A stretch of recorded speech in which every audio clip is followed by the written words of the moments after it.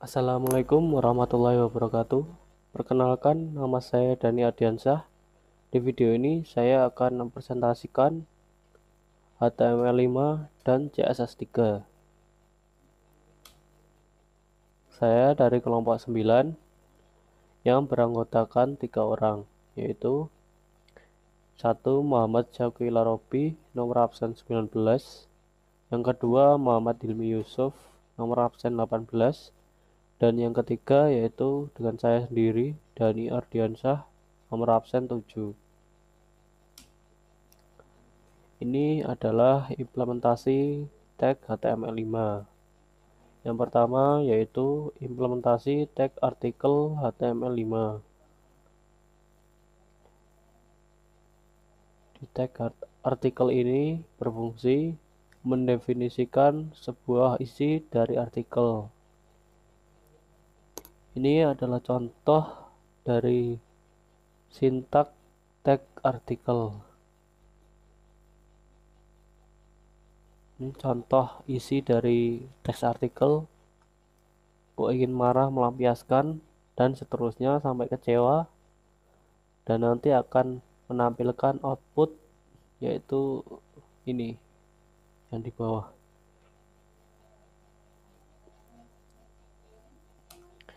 Yang kedua yaitu implementasi tag audio HTML5. Tag audio sendiri berfungsi untuk mendefinisikan audio. Audio di sini contoh dari sintaknya yaitu audio control sebagai pendefinisian audio. Source src sama dengan kecewa.mp3 adalah file dari audio. Type sama dengan audio atau mpeg adalah tipe dari audio tersebut. Dan di bawahnya adalah teks yang digunakan jika pesan ini akan muncul jika error. Di bawahnya adalah output dari tag audio.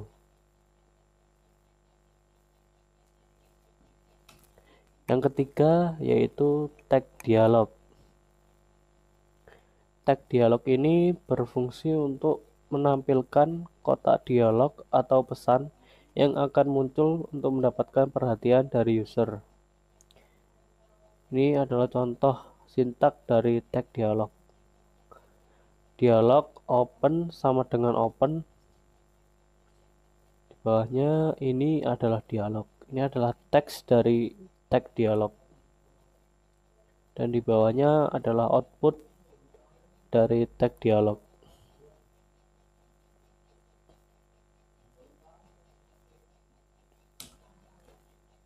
Yang keempat yaitu implementasi tag header HTML5. Header di sini berfungsi merepresentasikan header dari sebuah dokumen. Dia akan mempresentasikan mulai dari teks artikel kok ingin marah sampai dengan audio. Di bawah adalah output dari tag header.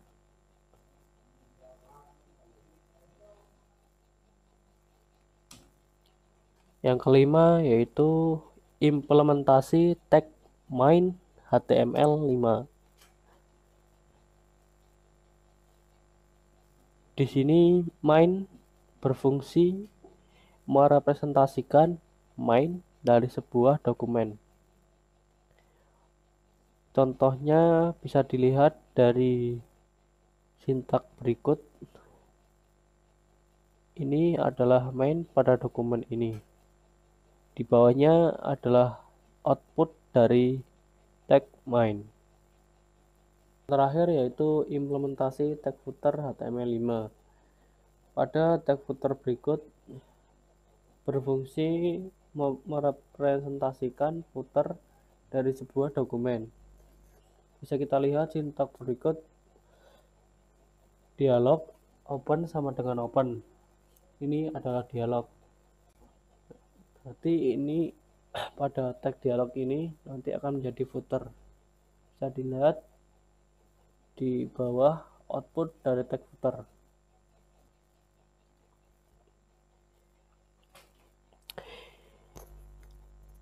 Selanjutnya yaitu CSS3. Yang pertama mengatur text outline CSS3. Di sini bisa kita lihat sintak dari tag outline yaitu style type sama dengan text atau CSS. Ini dikarenakan membuatnya CSS di inline atau di HTML-nya, berarti tipenya yaitu text atau CSS. Di bawahnya yaitu H2 atau heading 2. Di heading 2 ini terdapat text shadow 0 1 px 0 black 0 min 1 px 0 black 1 px 0 0 black min 1 px 0 0 black. Ini berarti text shadow ini memberikan efek shadow pada elemen heading 2. Di bawahnya color white. Color white ini memberikan warna pada elemen heading 2. Bisa kita lihat di bawahnya output dari heading 2 yaitu kecewa.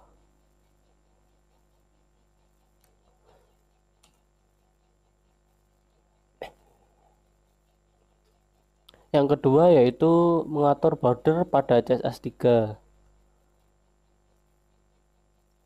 Bisa kita lihat sintak dari mengatur border di bawahnya yaitu H3 atau heading 3, yang di dalamnya lagi ada color blue yaitu memberikan warna pada elemen heading 3 yaitu berwarna biru. Border 5px solid yaitu memberikan ukuran border pada elemen heading 3 sebesar 5px solid. Di bawahnya border width medium 10px. Ini berarti memberikan lebar dari border medium 10px pada elemen heading 3. Bisa kita lihat di bawah output dari border yaitu bunga Citra Lestari.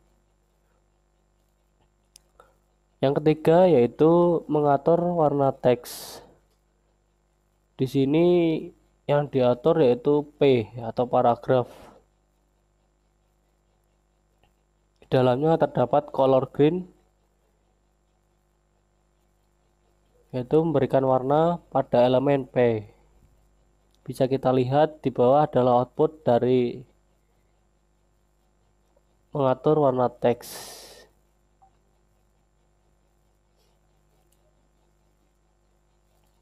Yang keempat yaitu mengatur warna background. Di sini terdapat sintak dari mengatur warna background. Header background color black. Di sini memberikan background pada elemen header yaitu hitam. Bisa kita lihat output dari header di bawah ini yaitu ini hitam. Yang kelima yaitu efek hover pada CSS3. Bisa kita lihat ini adalah sintak dari efek hover pada CSS3. H2 hover. Ini berfungsi agar warna tulisan berubah saat di hover. Di dalamnya terdapat color red yang memberikan warna merah pada H2. Bisa kita lihat kanan ini adalah sebelum diberikan H2 hover, teks pada kecewa berwarna putih. Sedangkan yang sudah dikasih H2 hover, maka pada teks kecewa berwarna merah. Yang terakhir yaitu posisi absolut CSS3. Bisa kita lihat, ini adalah sintak dari posisi absolut CSS3. Footer position absolute berarti memberikan posisi pada footer yaitu absolut. Top 30 px ukuran dari footer. Bisa kita lihat ini adalah output dari posisi absolut CSS3.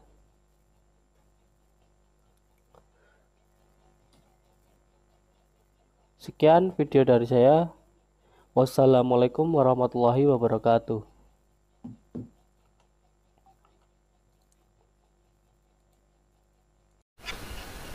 Assalamualaikum warahmatullahi wabarakatuh. Di sini saya dari kelompok 9 Muhammad Hilmi Yusuf akan menjelaskan tentang membuat program sederhana HTML5 dan CSS3. Yang pertama, di sini adalah contoh dari HTML. Pertama kita inputkan HTML dan di sini pada teks head itu adalah kelompok 9 itu akan menandai pada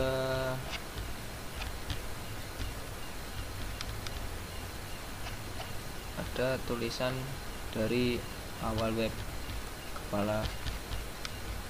Lalu pada body kita masukkan text header untuk judul yaitu kelompok 9 dan di bawahnya akan diisi kelas paragraf deskripsi, lalu akan outputnya akan diimplementasikan, hasilnya akan seperti ini. Ini adalah dari header judul dan ini adalah paragraf header. Lalu ini adalah bagian akhir dari header template. Lalu kita masukkan pengelompokan kelas web. Untuk bagian dari menu kita ambil menu untuk pengelompokan. Sini ada 3 menu, home, tutorial, dan kontak. Lalu diimplementasikan ada di sini home, tutorial, dan kontak sebagai pilihan menu. Lalu ini adalah akhir menu. Sini adalah bagian sidebar website, kelas sidebar. Lalu ini adalah heading 2 tutorial dan selamat datang paragraf. Ini adalah sebuah contoh paragraf. Selamat datang di www.kelompok9.com. Itu akan muncul di sini sebagai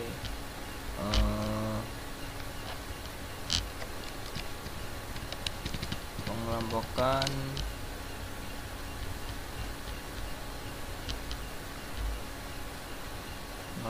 dari sumber blognya. Lanjut, ada ini juga paragraf, contoh paragraf dan heading 2. Di sini ada hyperlink dari sebuah link YouTube. Di sini adalah ini pada outputnya. Jika kita mengkliknya kita akan dimasukkan pada YouTube channel. Lalu pada bagian konten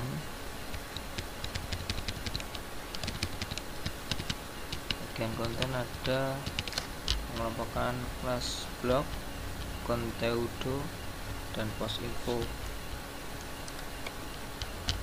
Ini adalah contohnya pada ini contoh kelasnya sebagai tampilan pada blog.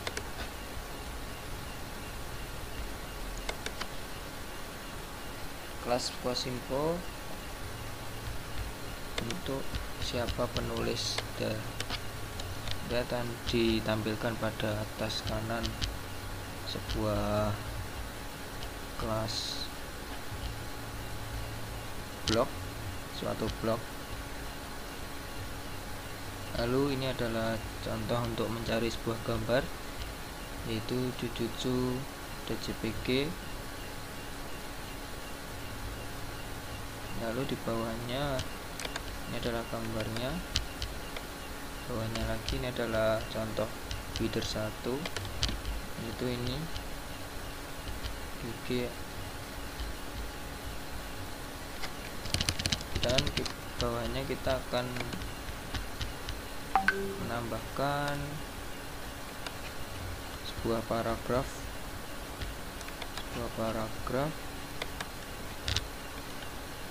ini. Lalu bawahnya kita akan menambahkan sebuah hyperlink lagi dari rata selengkapnya di sini. Ini bisa kita lakukan jika mau kliknya akan melanjutkan pada link lain.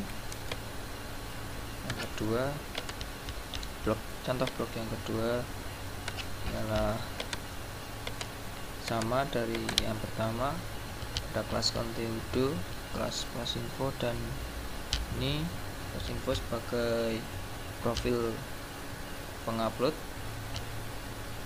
yang akan ditampilkan pada kanan atas sebuah blog. Lalu kita menambahkan gambar, yaitu MG Sharp. Ini adalah file gambarnya, lalu akan tampil seperti ini. Ini contoh dari tadi, ini implementasi dari Posinfo yang diposting oleh Hilmi. Lalu ada juga teks header 1 untuk judul, ini judul header 1. Lalu kita bawahnya menambahkan sebuah paragraf untuk sebuah blognya, lalu dan juga untuk penambahan link tautan jika kita mengeklik selengkapnya pada blog tersebut. Ini contohnya, hasilnya ini. Sudah kita akhir dari bagian konten, kita tutup div dan tutup body dan juga HTML. Sekian dan terima kasih, kurang lebihnya mohon maaf. Assalamualaikum warahmatullahi wabarakatuh. Baik, kali ini saya Muhammad Syakir Larobi akan menjelaskan CSS pada website kelompok 9 blog. Oke. Yang pertama, pada website ini saya menggunakan CSS yang eksternal, yaitu dengan cara mengimpor file CSS tersebut pada HTML dengan kode link rel size type text atau CSS ref nama file CSS kalian .css. Untuk yang pertama yang kita atur pada CSS adalah bagian body. Yang kita atur pertama adalah background color. Ini maksudnya mengatur warna background. Kita atur menjadi pagar EEE, yaitu warna putih yang ke hitam-hitaman sedikit lah, atau bisa dibilang abu-abu, jadi putih yang agak gelap sedikit. Kemudian margin diatur ke 0 agar posisinya marginnya ini atau jarak posisi di setting 0. Kemudian untuk font family kita set untuk menjadi open sans dengan sans serif. Ini kita harus menggunakan petik satu yang berada di atas. Kalau menuliskan kode satu kode tapi ada jarak atau spasi, kita harus menggunakan petik satu di atas. Kemudian untuk HR atau bisa disebut horizontal rule, yaitu yang mengatur jarak antara konten atau paragraf satu dengan paragraf lainnya. Kita mengatur border di setting menjadi ke 0. Oke, bisa dilihat seperti ini, border settingnya 0. Background dengan warna DDD. Kita lihat warna apa. Oke, putih yang agak ke abu-abuan tapi lebih gelap ini. Oke. Kemudian height atau bisa dibilang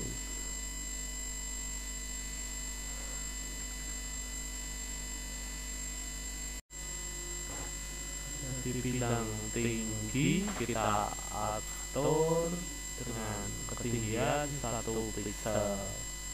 Kemudian untuk bagian header yang mencakup header, sebentar.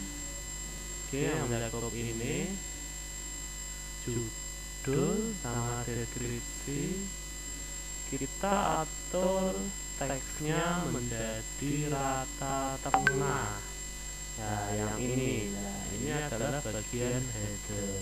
Teksnya kita set menjadi rata tengah dengan warna 23.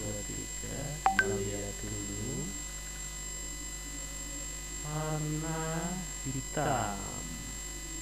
Oke, hitam 14%.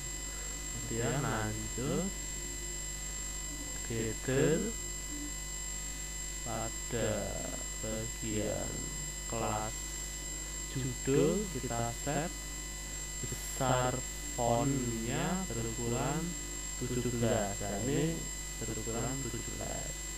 Kemudian untuk header kelas deskripsi kita atur besar fontnya, besar teksnya adalah 11 poin. Nah, ini besarnya adalah 11. Kemudian untuk kelas wrap yang mencakup ini, oke, sebentar, yang mencakup bagian bawah header sampai bawah kita set dengan kelebaran 950 pixel. Nah, ini lebarnya 950 pixel. Nah, ini marginnya kiri kanan 25 pixel, atas bawah auto. Oke, lanjut ke menu navigasi. Pada kelas menu unordered list, kita overflow-nya kita set hidden, yaitu yang jadi overflow itu maksudnya mengambang. Hidden kita sembunyikan. Jadi kita sembunyikan. Ini adalah menu navigasi. Untuk warna kita setting FFL apa S putih, listanya non float left rata kiri dengan padding no, lebarnya 650 pixel, jadi 650 pixel. Margin kita setting mano, background, nah ini warnanya hijau seperti ini ya. Kemudian kita menggunakan tag backit box shadow, ini mengatur untuk membuat balok air sampai titik kotak seperti ini. Ya, ini adalah fungsi dari WebKit box shadow. Diatur ketebalan 1 pixel mano. Nah, RGBA ini mengatur warnanya. Kemudian lanjut pada menu navigasi, kelas menu unordered list. Ya, ini kan namanya kan list ya, yang berada pada UL atau unordered list. Nah, kita mengatur ini satu persatu saat ini dengan margin 0, float menggambarnya kiri. Kemudian navigasi, kelas menu unordered list A. Oke.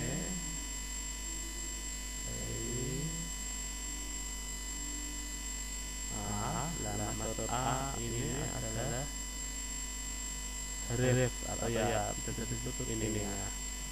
Satu kita mengatur memberikan padding jarak kotak ini. Nah, ini 25 pixel. Atas bawah kiri kanan 25 pixel. Displaynya blok, jadi tampilannya kotak. Dengan berat fontnya 600, ukuran fontnya 16 pixel, warnanya putih dengan transformasi teks uppercase jadi kapital, transisinya atau perubahan itu 0,5 detik, teks dekorasinya tidak ada. Navigasi menu ULA hover. Ini adalah ketika menu dipencet dan lalu akan muncul perubahan seperti ini, namanya hover. Oke, lanjut saja untuk mempersingkat waktu karena posisinya masih banyak. Kita akan membahas ini adalah mengatur kelas set bar, titik bar itu adalah bagian ini ya. Kita atur rata kanan dengan lebar 275 pixel, ini lebarnya 275. Ini untuk websitenya kita atur seperti ini. Nah, kita memberikan efek hover juga untuk set bar. Nah, akan muncul seperti garis biru yang tipis berada di bawah titik jet.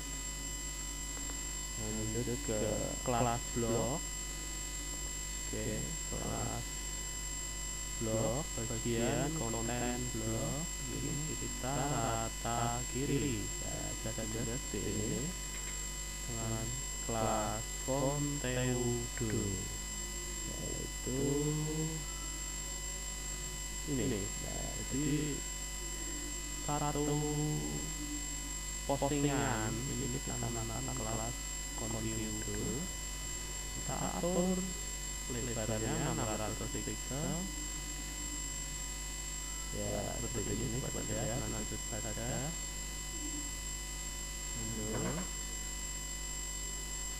Ya, kita juga memberikan efek hover pada kelas Fonteudo ini. Efek hovernya ya pada ini menu lengkapnya ini ada efek hover pelabuhan Margiles 10 pixel. Ini seolah-olah seperti bergerak ke kanan.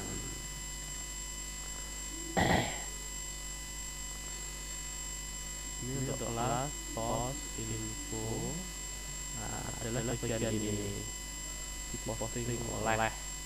Ini adalah bagian post info. Taruh rata kanan dan seperti ini. Untuk ini media screen and margin. Kita mengatur maksimal lebar adalah 960 pixel. Kita mengatur kelas header, posisinya inherit. Kelas berat, lebar, dan berat. Oke, langsung saja skip. Ini sudah ada tadi.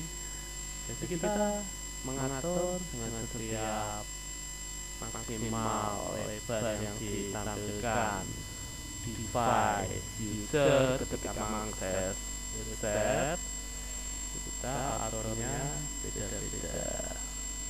Oke, dapat dilihat jika kita